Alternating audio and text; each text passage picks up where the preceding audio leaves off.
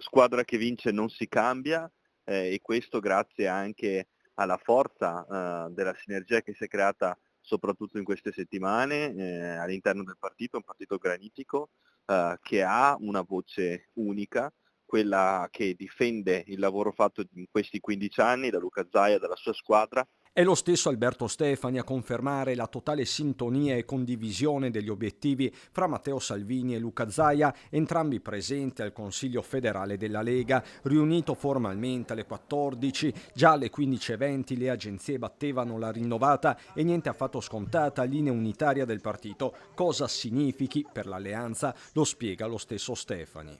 Con la presa di posizione di oggi si spacca ufficialmente il centrodestra? Assolutamente no, quello che è successo oggi rafforza però la posizione della Lega in Veneto e soprattutto al tavolo delle trattative, perché il partito oggi è compatto su questa direzione.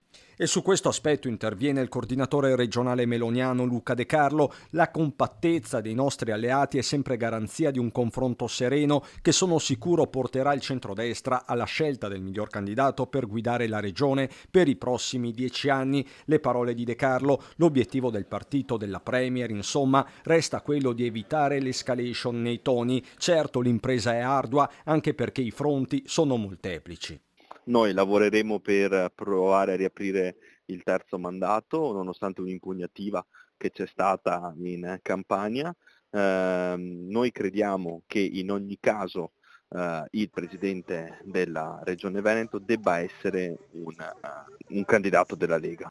Tra questi resta il nome del sindaco di Treviso, presidente ANCI Mario Conte, intervenuto sul tema regionali già a metà mattina.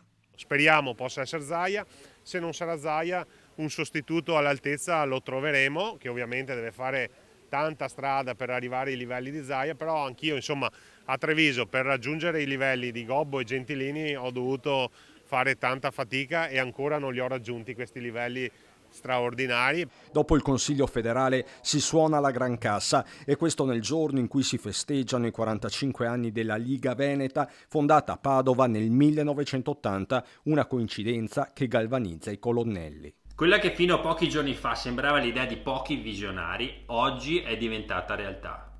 Dall'ultimo dei nostri militanti, passando per il segretario Stefani, per il presidente Zaia e per il segretario federale Salvini, tutti noi siamo compatti nella difesa della nostra linea del Piave. La Regione Veneto è per la Lega irrinunciabile.